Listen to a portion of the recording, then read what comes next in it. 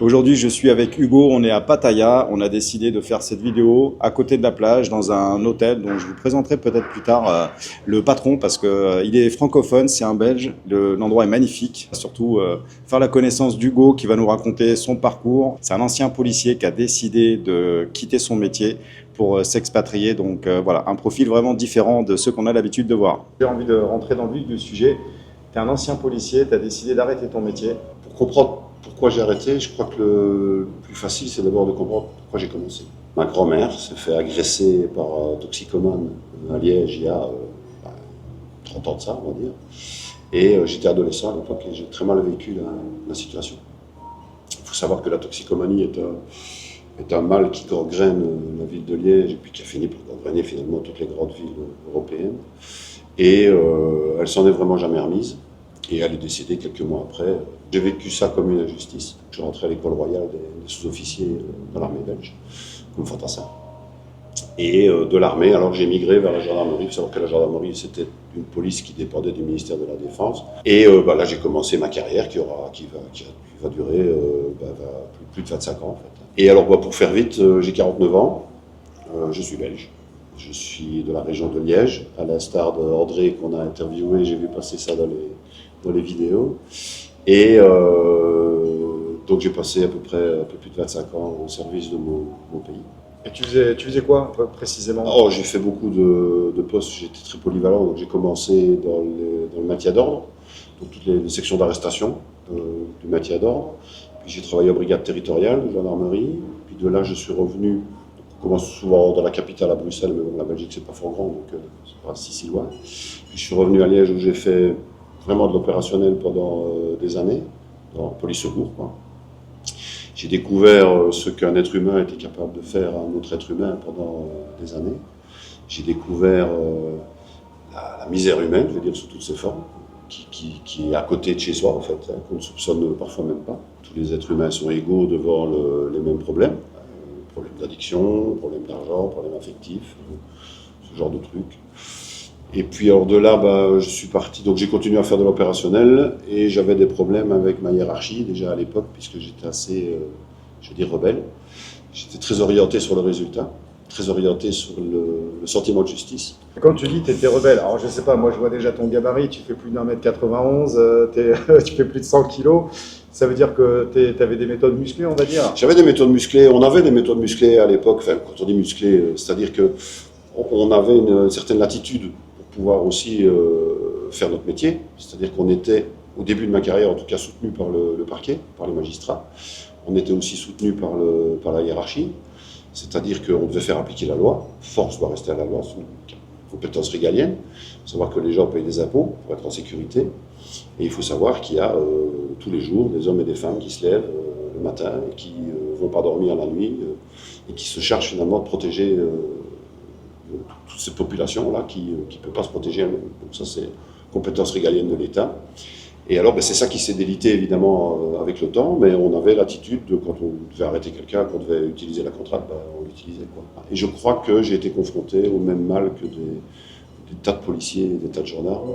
C'est cette frustration entre le fait de vouloir faire avancer les choses par idéalisme et le fait de voir qu'elles n'avancent pas, quoi qu'on fasse. Ça a duré plusieurs mois, voire quelques années. C'est quoi, à un moment donné, qui t'est dit, ok, je me pose, je fais ma lettre, je démissionne, je me casse? Alors, c'est un long processus parce que j'ai entamé de manière personnelle un gros travail sur moi-même. C'est-à-dire que je pense que ce qui nous arrive, c'est la vision qu'on a des choses.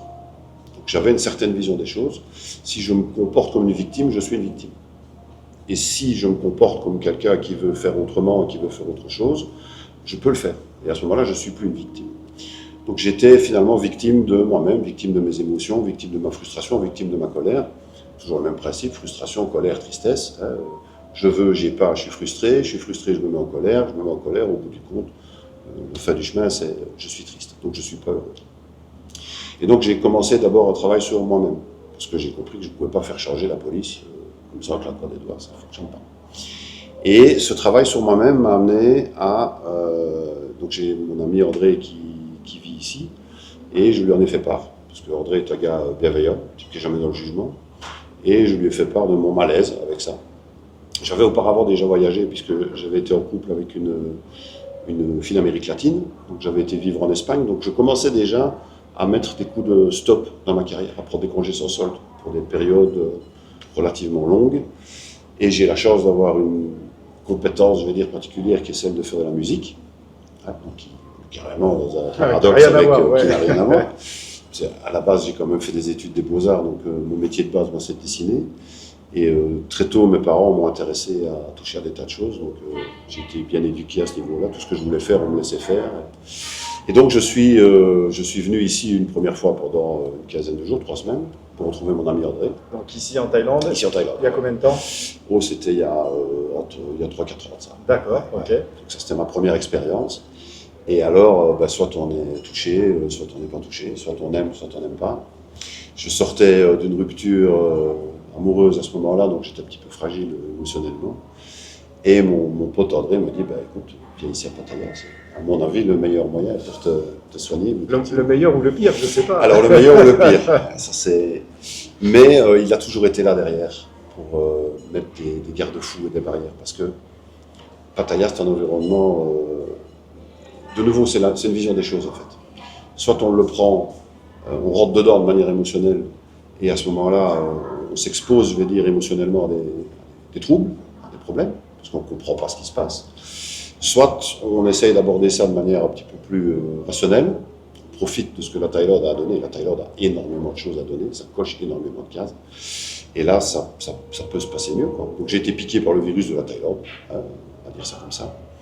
Et je me suis retrouvé dans une situation assez inconfortable, puisque j'étais pas encore démissionné à ce moment-là, et j'étais dans l'attente de repartir. Alors ça c'est compliqué, parce que quand on attend, moi j'aime pas d'attendre, je sais pas qui aime bien d'attendre, mais attendre pour moi est une position inconfortable. C'est-à-dire que j'ai commencé à calculer le nombre d'années qui me restait à faire à la police, le nombre de congés sans solde que je pouvais prendre, le nombre de mois que je pouvais prendre sur une année pour arriver au résultat. Donc ça voulait dire que j'allais hypothéquer toute une partie de ma vie en Belgique pour être heureux finalement 4 ou 5 mois en Thaïlande. Et je ne pense pas que c'est un projet qu'on peut pérenniser à long terme. Donc je suis revenu une deuxième fois, pour une période beaucoup plus longue.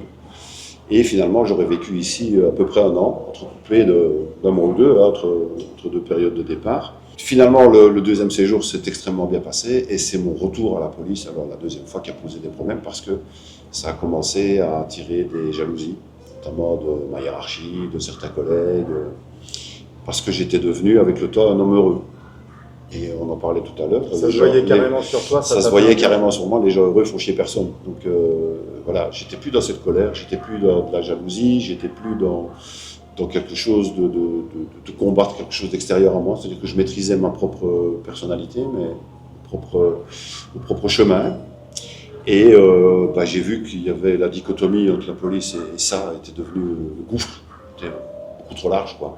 Tu penses que c'est le fait d'être venu en Thaïlande qui t'a vraiment fait ce choc, qui t'a vraiment ouvert l'esprit, apporté une façon différente de penser sur la manière de vivre? Il y a quelque chose ayant voyagé pas mal, donc avant, puisque j'étais parti vivre en Espagne, j'étais aussi parti en Amérique du Sud, où j'avais fait un périple en Uruguay, en Argentine, donc j'avais vu d'autres choses. J'ai toujours aimé, je vais dire, voir d'autres genres, d'autres peuples, faire des choses, m'ouvrir l'esprit, je vais dire, avec ça. Et il y a une énergie ici qui est très particulière. C'est l'énergie de l'Asie. Et je ne l'ai découverte qu'en voyageant ici en Asie. Alors, est-ce que ça vient du bouddhisme? Sans doute. Est-ce que ça vient de la philosophie? Ça vient des gens, ça vient du système social, ça vient de beaucoup de choses. Il faut savoir qu'on vit dans un pays ici où il n'y a pas de filet social. Il y a un filet social dans peut-être 15 ou 20% grand maximum du monde, et encore, les disparités sont énormes. Et il n'y a pas de chômage, il n'y a pas d'assurance maladie, il n'y a pas de mutuelle, il n'y a pas tout ça. Et ça change tout de manière radicale dans la manière des gens de vivre. C'est-à-dire que celui qui ne produit rien n'a pas. Ensuite, ici c'est très cadré. C'est-à-dire que sous des couverts extrêmement libres, cette liberté, en fait, elle est encadrée par un cadre très strict. Et c'est très comment on dit paradoxal. Paradoxal, voilà. Oui, bien sûr. C'est un des plus grands paradoxes de la Thaïlande. C'est qu'on éprouve un sentiment de liberté parce que le cadre est bon. C'est un peu comme quand on élève des enfants. Donc moi j'ai 2 enfants. qui sont grands maintenant, hein, qui ont 24 et 20, que je salue, Loïc et Romain, qui sont deux super gars, qui deviennent de deux adultes terribles, à qui j'ai essayé aussi d'inculquer ce genre de philosophie, on va dire ça comme ça. Et c'est un peu comme quand on élève des enfants, c'est-à-dire que je crois que si on leur donne du cadre et qu'on leur permet d'évoluer de la manière qu'ils veulent à travers le cadre, il y a moyen de s'y retrouver, il y a moyen de faire quelque chose. C'est un petit peu comme ça qu'on prend les gens par la main ici en Thaïlande, on dit voilà le cadre. Il y a une limite A, il y a une limite gauche, une limite droite. Il faut aller de là à là.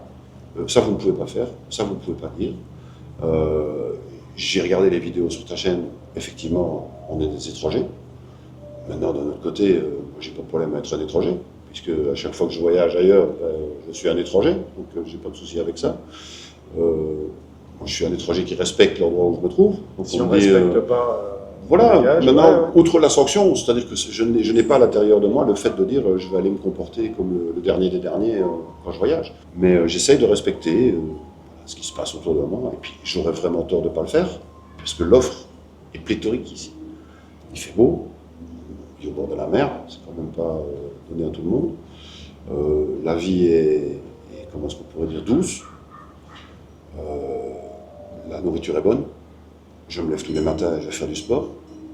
J'ai à disposition, à même pas 500 mètres de là où je dors, une salle de boxe, une salle de gym, où je peux faire ce que je veux dedans comme exercice. Il n'y a pas de jugement sur les gens. Pourquoi est-ce que je reste ici? Mon ami André, la vie qui est douce. Ici, pourquoi est-ce que je suis revenu ici récemment? Parce que je viens d'Afrique du Sud où j'ai fait un périple, j'organisais des safaris. Donc, en quittant la police, on va revenir un petit peu sur le narratif, donc je ne suis pas resté sans rien faire, évidemment, je ne suis pas venu ici parce qu'en quittant la police, j'ai démissionné, j'ai droit à rien, donc il faut bosser. J'ai ouvert une boîte de sécurité privée qui fait de la sécurité physique, la cybersécurité. C'est une boîte qui s'appelle 3T Protect. J'ai ouvert ça en Angleterre pour des facilités, je vais dire, administratives, notamment au niveau européen, parce que ça devient très très compliqué de travailler en Europe. Au niveau des projets, donc ça c'est la partie professionnelle, et au niveau de vidéo couple, qu'est-ce que tu penses en fait des femmes thaïlandaises? Et si tu devais comparer par rapport, bon, tu as eu une rupture en Europe, est-ce que tu es plutôt en mode je vais rester célibataire? Est-ce que tu es plutôt en mode je veux trouver une femme thaïlandaise, me poser? Comment tu vois ta vie? Je me suis un peu exonéré de tous ces problèmes, je veux dire, affectifs depuis quelques années. C'est-à-dire que ma dernière rupture en Europe, mais qui date déjà d'il y a quelques années maintenant, donc elle est soignée, résorbée, et je n'ai plus aucun problème avec ça. Donc je ne suis pas en demande. Je ne suis pas en demande de rencontrer quelqu'un, je suis quelqu'un qui arrive à vivre seul, sans aucun problème. J'aime ça même. Ça doit être l'âge, ça, on a à peu près le même âge, et moi c'est pareil, je me retrouve un peu dans ce que tu dis. Je te laisse continuer. Mais voilà, non, mais voilà, j'ai pas de honte à dire ça, parce que je le pense. Donc je sais vivre seul, j'ai pas de problème avec ça.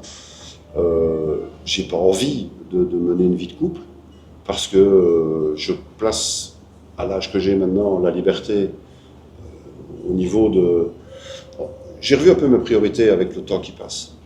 Comme mon père a dû le faire avant moi, mon grand-père avant lui, c'est-à-dire que maintenant je sais la santé, la liberté, le fait de pouvoir réfléchir. J'ai diminué mes exigences, je veux dire, de confort. J'ai besoin d'un lit, d'une douche, on vit à l'extérieur ici, enfin donc. J'ai pas envie d'aller. Guitry disait un truc à propos du mariage que j'aime bien, c'est le mariage est l'art de résoudre à deux des problèmes qu'on ne se posait pas quand on était tout seul. Alors, je ne me vois pas me mettre en couple, avec une taille ou pas avec une taille, j'ai envie de dire, voilà. Pattaya, c'est différent, pourquoi? Parce que on connaît le deal ici, c'est-à-dire que peut-être moins d'hypocrisie aussi que dans d'autres endroits du monde, mais il faut savoir que Pattaya n'est pas une exception. Alors c'est une exception mondiale au niveau de l'offre et au niveau de la manière ostentatoire dont ça se passe. C'est un peu comme à Las Vegas. C'est-à-dire que voilà, on a mis en place un système de jeu à Las Vegas qui fait qu'on peut aller là-bas et c'est légal de jouer, etc. Bon, ici, c'est pas la prostitution, parce qu'il faut appeler les choses comme elles sont, n'est pas légale. J'ai passé l'âge de croire à l'amour inconditionnel, de me dire je t'aime, moi aussi je t'aime, ça va aller, nous allons tout traverser toute notre vie. Pour le meilleur et pour le pire. Oui, ouais. C'est bien, c'est agréable, c'est un sentiment que j'ai éprouvé durant ma vie, même plusieurs fois.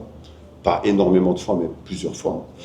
Mais ici, ça me convient plus. Quand même un côté social au deal qui est proposé ici à Pattaya et dont on parle peu, c'est-à-dire qu'il y a une nécessité humaine. Il faut savoir quand même que la Thaïlande, qui est un pays évolué par rapport à d'autres pays du monde, il y a quand même une partie de la population extrêmement paupérisée.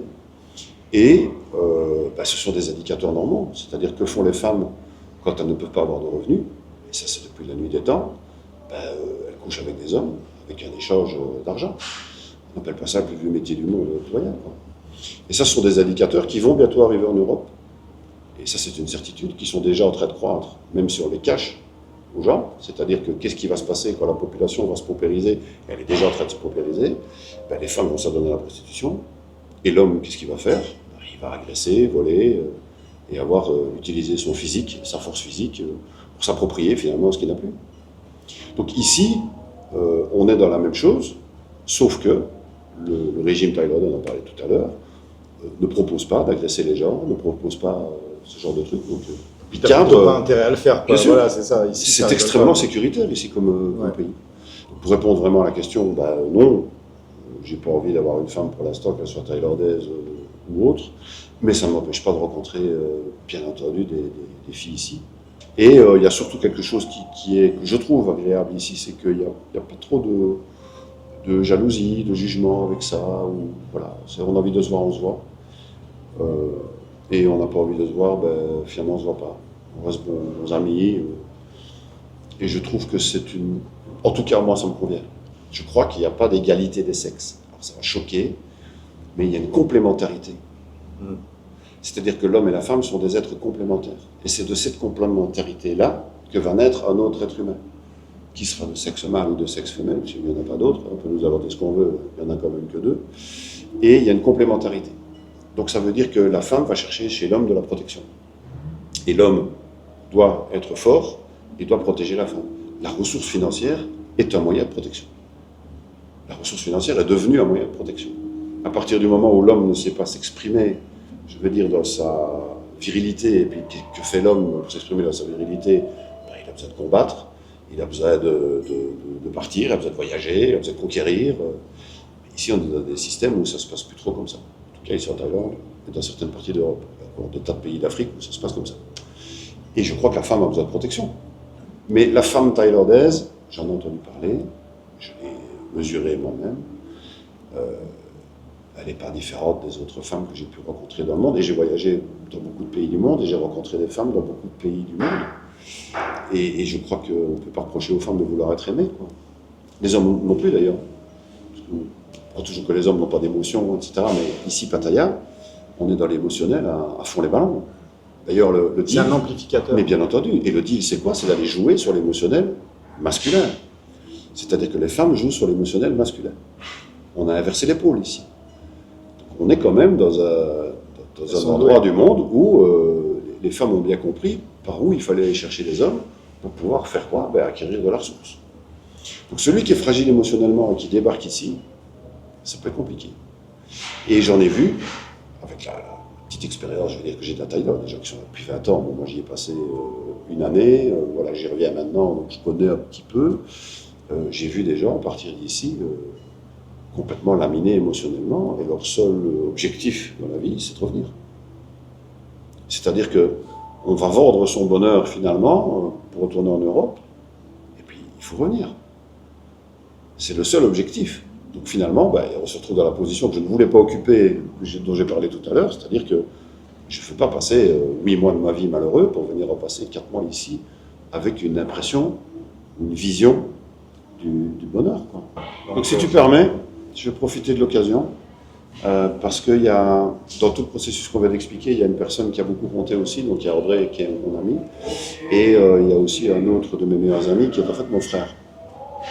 Et ici, voilà, mon frère, il a écrit un bouquin qui est sur la cybersécurité. Donc en fait, on utilise tout un tas de systèmes numériques, des tas de trucs avec nos téléphones, et nos PC, etc. Et on ne sait pas comment ça fonctionne. Comment est-ce qu'on peut encore avoir confiance dans ces systèmes-là? C'est très pédagogique, c'est bien fait, ça s'appelle Trusted. Ce sera en vente à partir du mois de juin. Et donc pourquoi est-ce que je parle de ça? C'est parce que c'est mon frère qui m'a fait prendre conscience des compétences que j'avais développées à la police pendant toutes ces années et qui m'a dit tu peux devenir ton propre entrepreneur.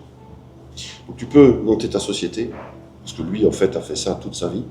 C'est un type qui a monté des boîtes de certification ISO, qui est entrepreneur, qui a gagné de l'argent avec ça, et qui ne le voit qu'à lui-même, puisqu'on est né dans la même banlieue, on est né dans une banlieue industrielle, nous deux, donc on n'avait pas énormément d'argent, c'était pas propice, je vais dire, à gagner de l'argent.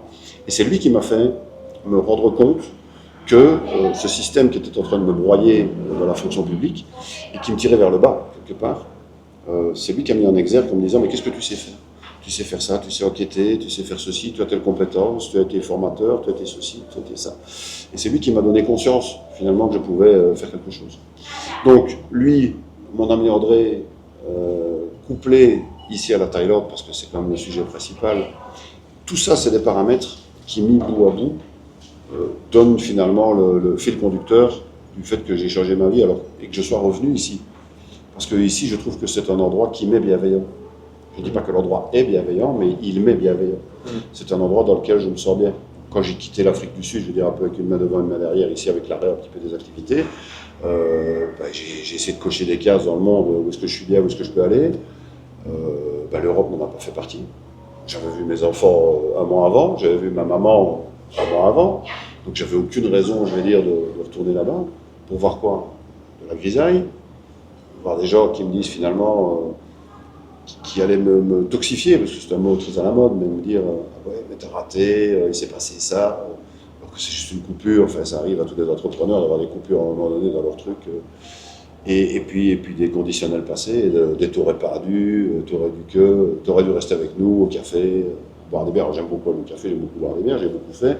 J'ai vécu d'excès pendant des années, j'ai eu mon lot, mais je me voyais pas retourner là-bas. Avec toute l'affection que j'ai pour tous ces gens-là, que j'ai croisés toute ma vie. Il y en a qui sont des potes, pas des amis, mais qui sont des gens avec qui j'ai plaisir de discuter un verre à la main, etc. Mais je ne me voyais pas, moi, pour vivre, retourner là-bas. Donc ici, ça s'est imposé comme un choix, je veux dire. C'était même pas un choix, ça s'est imposé de manière naturelle. Oui. C'est d'une évidence, et je pense que tu as combien, tu m'as dit 50 49. 49, hein. Ouais. Tu as bientôt 50 ans, Bientôt. et on a à peu près la même tranche d'âge. On a aussi cette maturité, on a eu une vie avant, on a eu des femmes avant, on a eu des... Enfin voilà, on n'a pas été plus frustré que ça par la vie. Donc quand on arrive là, je pense qu'on arrive à être suffisamment solide. En tout cas, il faut arriver, c'est vrai, pour être solide, pour ce que tu disais, tu vois, des émotions, les montées, les descentes, avec tout ce qu'on peut vivre ici, pour justement découvrir une autre facette de Pattaya et pouvoir faire d'autres choses, pouvoir faire du sport, pouvoir rencontrer des amis normalement, tu vois, comme... L'offre de Pattaya est pléthorique, comme j'ai dit tout à l'heure. C'est-à-dire que, pour paraphraser André de nouveau, tout est permis, rien n'est obligatoire. Et c'est, je crois, très vrai. Alors, tout est permis, évidemment, on s'entend bien dans des conditions légales. Légales, de toute façon, pas de raison d'aller rentrer dans l'illégalité, puisque l'offre légale, elle est tellement grande que pourquoi aller faire des choses illégales? Ensuite, ce qui est illégal ici, ça paye très cher. Donc, c'est d'abord la prison thaïlandaise, très amusant. J'y suis pas allé, hein. J'en doute pas encore, mais c'est pas très amusant. Et pourquoi est-ce qu'on irait s'emmerder la vie à faire des trucs qu'on peut pas? Et alors, on peut aller dans les bars à Pattaya, comme on peut ne pas y aller. On peut faire son jogging le matin le long de la mer. C'est quand même une station balnéaire, c'est un beau spot. C'est pas les plus belles plages de Thaïlande, mais c'est pas non plus le but. On prend un bateau, on en a pour une demi-heure de bateau, on se retrouve ici en face à Kolar. Là, les plages sont magnifiques. Enfin, donc on peut ou on ne peut pas. Après, chacun fait son choix de vie et chacun fait comme il a envie. Celui qui veut aller dans les bars tous les soirs, va dans les bars tous les soirs. Après, on va dire que la Thaïlande, c'est pas cher, mais celui qui va dans les bars tous les soirs, consommer des femmes et de l'alcool, ça c'est international. On peut se retrouver où on veut dans le monde, à partir du moment où on commence à consommer des produits et où on commence à vouloir avoir quelqu'un à sa table, on va payer beaucoup plus cher qu'ailleurs. Je crois que si on vit chichement ici, avec un lit, une douche, la nourriture qui est... Moi, je fais très attention à ce que je mange, parce que voilà, comme tu l'as dit, je suis gros, donc je dois faire attention. Non, j'ai pas dit que t'étais gros, j'ai dit que tu faisais au moins 110 kilos. Je dois faire attention. Non, mais j'ai décidé, ça fait partie du processus de bien-être, en fait. Ah ouais. C'est manger, bouger, dormir, hein. C'est toujours le même, c'est le triptyque, quoi. Et donc, ce que j'ai envie de dire à ce propos-là, c'est que le film Pattaya n'a pas aidé, ça c'est sûr et certain. La manière dont les médias aussi parlent de la Thaïlande est extrêmement néfaste. Parce que, quel est l'objectif? C'est de dire aux gens, restez chez vous. Ne sortez pas de vos frontières parce que c'est pas mieux ailleurs.